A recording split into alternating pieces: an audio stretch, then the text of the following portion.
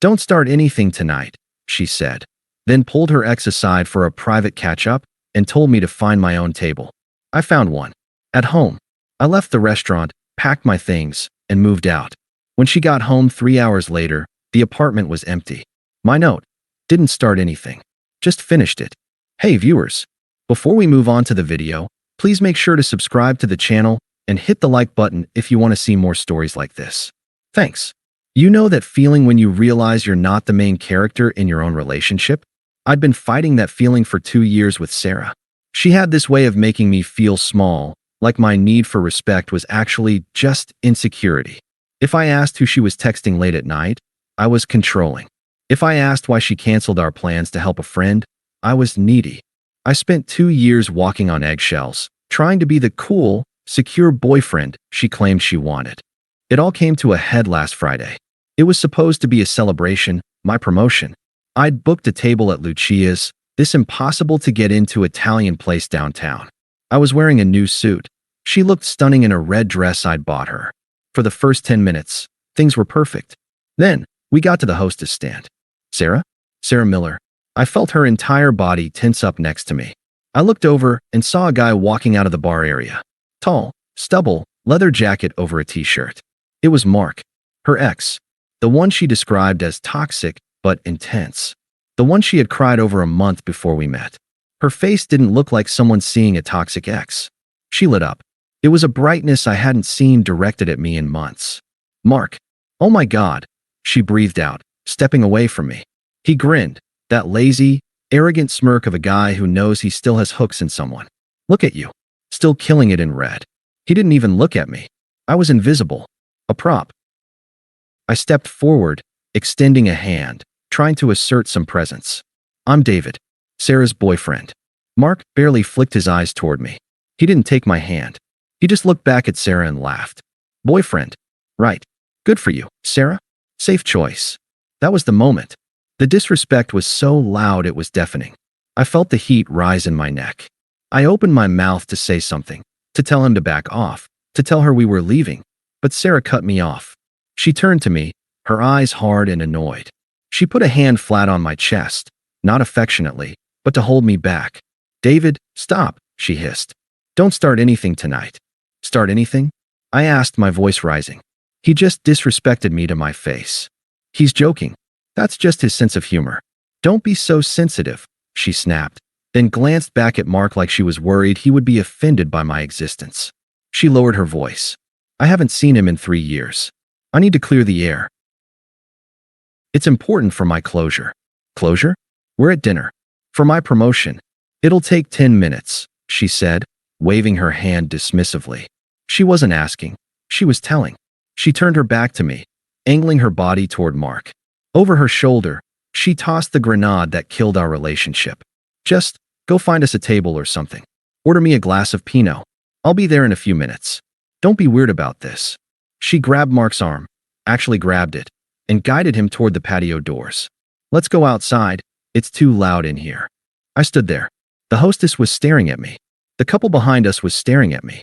I was a grown man, standing in a crowded restaurant, being told to go sit in the corner like a scolded child while my girlfriend went on a mini date with her ex. The hostess cleared her throat. Sir, your table is ready. Shall I seat you?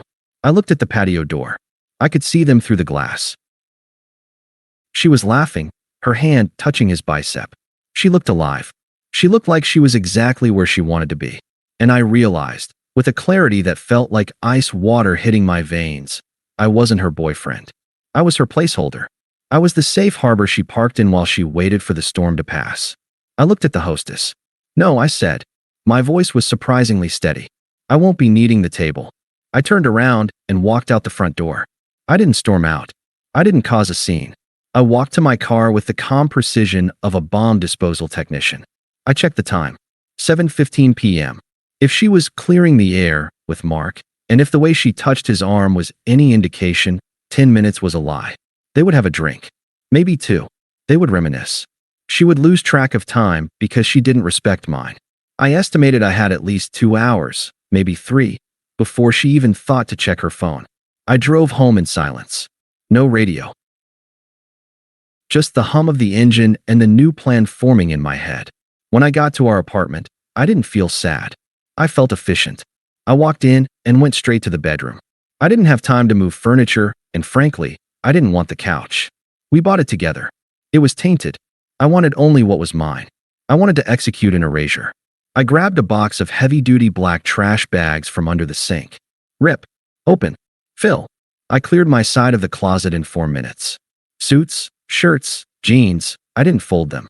I swept them off the hangers directly into the bags. The sound of the hangers clattering together was the only noise in the room. Rip. Open. Fill. The bathroom drawer. My razor, my cologne, my prescription meds. I left the toothpaste. I left the shared soap. I took only what kept me alive and made me me. I moved to the living room. This was the most satisfying part. I unplugged my PS5. I took the switch. I took my laptop. Then, I went to the router. I paid the internet bill. The account was in my name. I unplugged the modem and the router and shoved them into my backpack. Petty? Maybe. But she wanted to communicate with her ex? She could use her own data. I went to the safe. Passport. Birth certificate. Watch collection. The emergency cash envelope. I worked up a sweat. I was moving like a blur. By 8:30 p.m., my car was packed floor to ceiling. The back seat was a mountain of black plastic bags. I walked back into the apartment for the final check. It didn't look like someone had moved out in a normal way. It looked like a rupture. My side of the vanity was bare. The closet was a gaping hole of empty space next to her colorful dresses. The entertainment center was a skeleton of wires dangling where the consoles used to be. I took the spare key off my ring. I placed it on the kitchen counter. I looked around for a piece of paper. I found a piece of junk mail, an offer for a credit card. I flipped it over. I took a Sharpie. I wanted to write a paragraph. I wanted to scream at her in ink. I wanted to list every time she made me feel small. But then I remembered the restaurant. I remembered her telling me, "Don't start anything." She wanted me to be quiet? Fine. I wrote 5 words. Didn't start anything. Just finished it. I left the note next to the key. I walked out the door and locked it one last time. I got into my car, started the engine, and pulled away. At 8:47 p.m., my phone screen lit up. Incoming call. Sarah read heart. I didn't decline it. I didn't answer it. I switched the toggle on the side of my phone to silent. I watched the screen glow for 30 seconds, then go dark. She was probably just now walking back to the table, finding it empty. She was probably annoyed. She probably thought I was in the bathroom or sulking in the lobby. She had no idea that she was currently dialing a ghost. I drove toward the highway. I had nowhere specific to go yet. Maybe a hotel, maybe my brother's place 3 towns over. But I had never felt more at home than I did in that car, driving away from a woman who told me to wait my turn. My turn was over.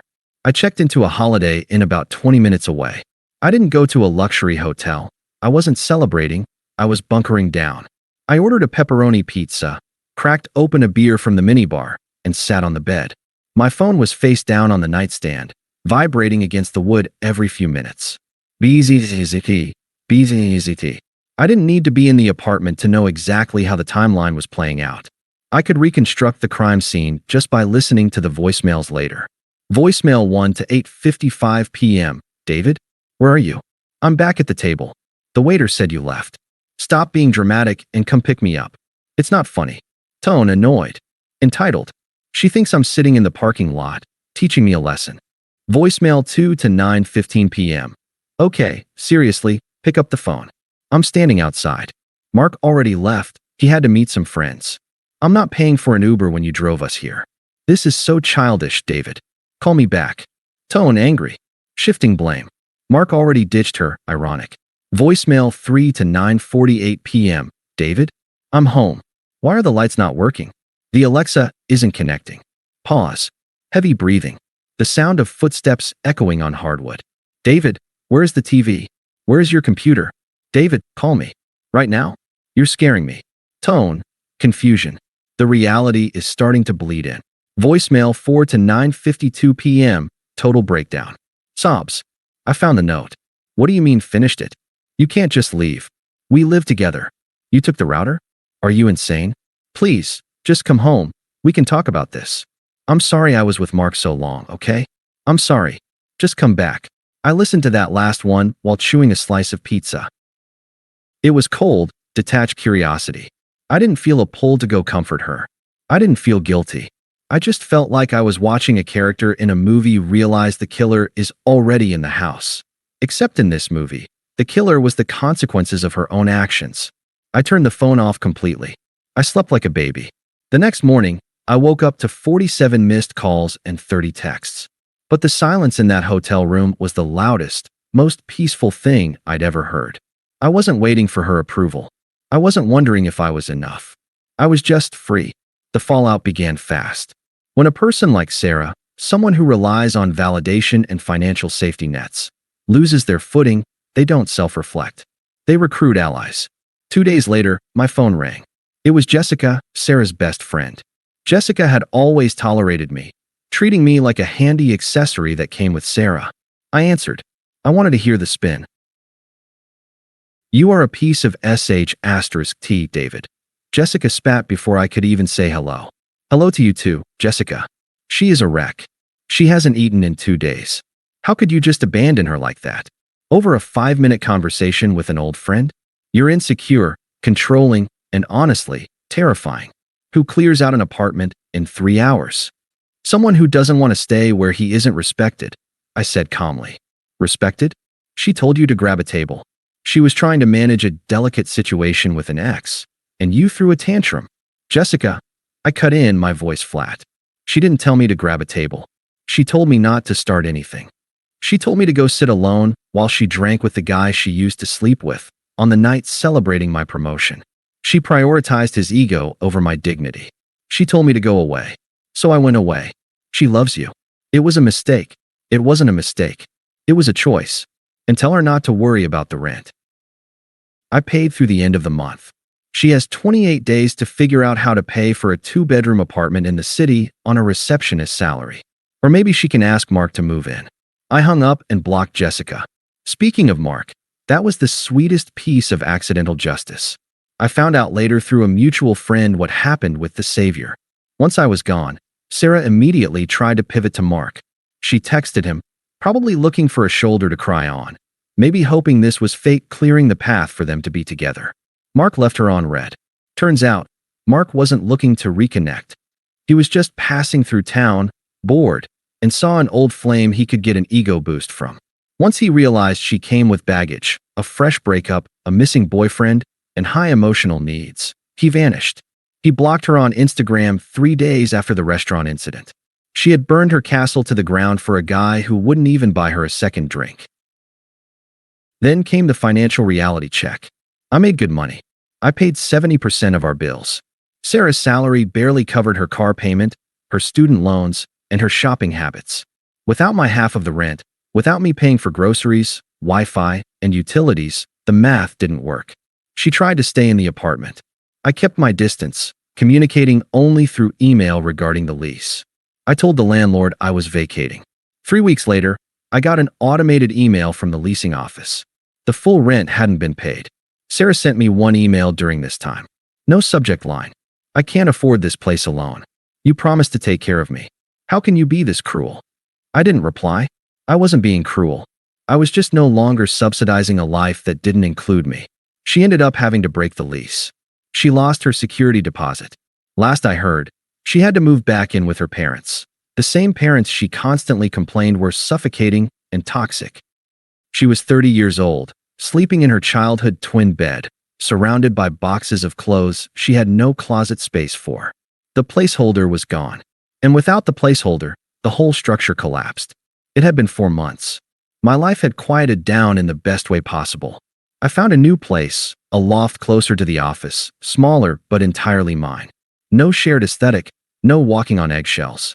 I killed it in my new role at work, free from the constant text anxiety that used to plague my afternoons. I was sleeping better.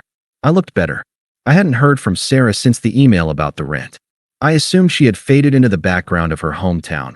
Another what-if story people tell at bars. Then, she ambushed me. It was a Tuesday, around 8 a.m. I was at the coffee shop near my office, waiting for a pour-over. I was checking emails on my phone, feeling good in a tailored coat I'd bought with the money I wasn't spending on her credit card debt. "David." The voice was familiar, but thin. lacking the sharpness it used to have. I turned around. Sarah was standing there. She looked diminished. That's the only word for it. Her hair was pulled back in a messy bun. She wasn't wearing makeup, and she looked tired. Not, had a long night tired. Deeply tired. The kind of tired that comes from living in your childhood bedroom and arguing with your mother about laundry at age 30. Sarah, I said. My voice was neutral. Professional. Like I was greeting a vendor I had canceled a contract with. Can we talk? She asked. Her eyes darted around the busy shop. Just for 5 minutes? Please. I checked my watch. I have to get to work. David, please, she whispered. Her voice cracked. I need to see you. I need to explain. I looked at her. I didn't feel the anger I expected. I didn't feel the love I used to think was essential to my survival. I just felt a mild inconvenience. You can walk me to my building, I said. You have 3 minutes. We walked out onto the sidewalk. The morning air was crisp. She struggled to keep up with my pace. I messed up, she blurted out. I know I did. Mark, he was nothing. He was just a ghost from the past, and I got caught up in the moment. He stopped replying to me days after you left. It was stupid. I threw away everything for nothing. I know, I said, keeping my eyes forward.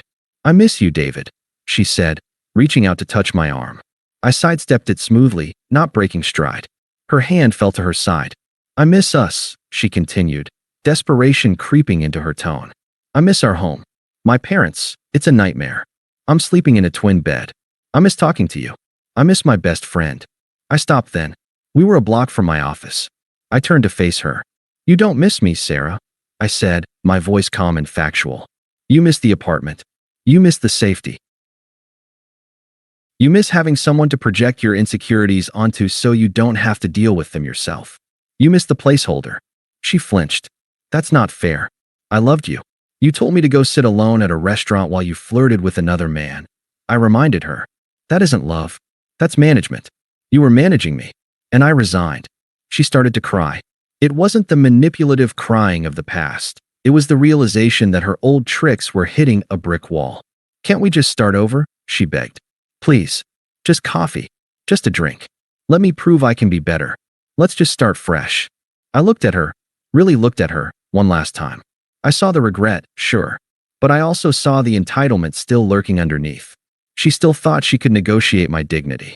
I smiled, but it didn't reach my eyes. Start over. I repeated.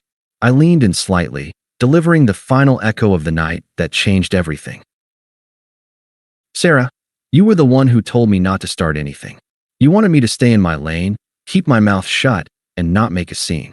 So I'm doing exactly what you asked. David, I'm not starting anything, I said firmly.